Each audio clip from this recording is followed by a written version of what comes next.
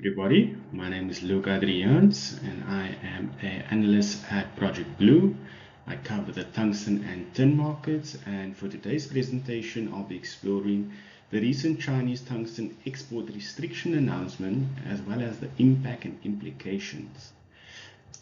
Here we have some forward-looking statements from Project Blue.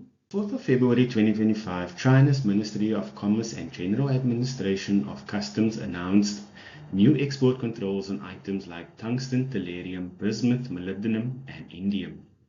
These controls were part of recent restrictions on the export of dual-use items which can be used for both civilian and military purposes.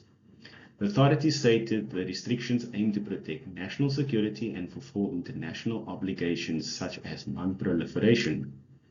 The tungsten industry will certainly be the biggest impacted in China, and some of the key products on the restriction list include ammonium-padded tungstate, tungsten oxide, tungsten carbide, as well as various alloys with over 80% tungsten content. The restriction announcement came shortly after the United States President Donald Trump announced a 10% blanket tariff on all Chinese goods. However, the tariffs from the USA started in last year already. In May 2024, the United States International Trade Commission announced a 25% tariff increase on imports of tungsten concentrate, tungsten oxide, and tungstates.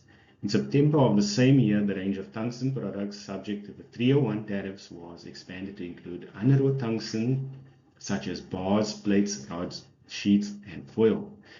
So on the next slide, we're going to look at the impact that the export restriction might have on the key tungsten products that leave China, as well as the key destinations they go to. On this slide, we're looking at China's export volumes of tungsten products that are on the restriction list, as well as the regions that will be impacted by the restrictions. So starting on the chart on the left, we're looking at key Chinese tungsten products that have been exported over the last 10 years.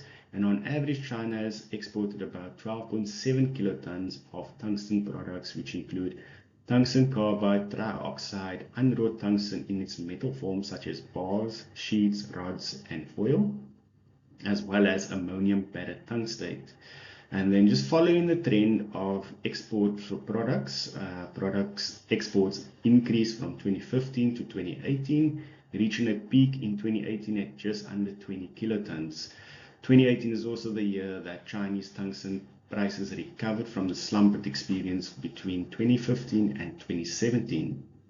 However, following 2018, at the end of 2019 and into 2020, the world was impacted by the COVID-19 pandemic, and we can see exports dropped down to below 10 kilotons in 2020. However, shortly thereafter, when things opened up again, exports of tungsten products recovered, reaching 15 kilotons in 2021 and 2022. Shortly thereafter, in 2023 and 2024, tungsten export volumes decreased again, reaching 9.4 kilotons in 2024. And the main tungsten products exported last year were tungsten carbide and trioxide. And there was also an increase in unwrought tungsten exports with sort of stable ammonium-padded tungstate exports. And just looking at the chart on the right here, we're looking at the key regions that will be impacted by the Chinese export restrictions. And very glaringly on this chart, we see that the Asian nations of Japan and South Korea will be impacted, as well as Europe. In Japan and South Korea, we have very large automotive industries, and they use a lot of tungsten cemented carbides for the machining and cutting for this industry. And also to be noted on this from this chart is that South Korea relies on 98% of its tungsten from China, not so much Japan and Europe. But here we can clearly see that these regions will be impacted by the recent announcement of the Chinese export restrictions. And now, just to end it off, we will look at sort of the price reaction over the last month. And finally, we're looking at the APT prices over the last year, as well as the first 2 months of this year. And we're following the trends of the Chinese FOB price, as well as the European warehouse price. So let's begin in 2024. There was some volatility in the APT price, and this was largely driven by developments in China. In China, the concentrate prices surged to a 10-year high over the first half of the year due to raw material feedstock constraints, as well as a rollout of environmental and safety checks, which led to the temporary shutdown of a few smaller operations.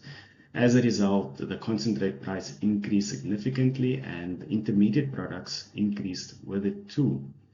And that's where we see the APT price surging to above $350 per MTU.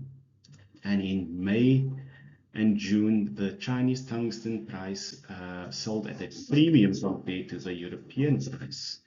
However, this was short-lived, and the EU premium re-emerged again in August.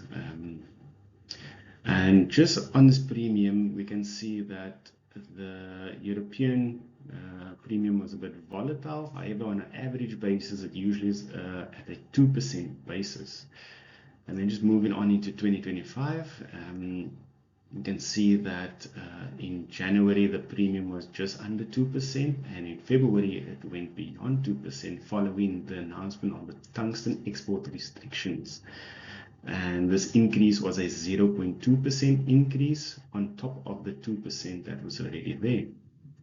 While this increase is modest, it suggests that the price outside of China could be on the rise, potentially reaching the 3% premium seen in August and September last year.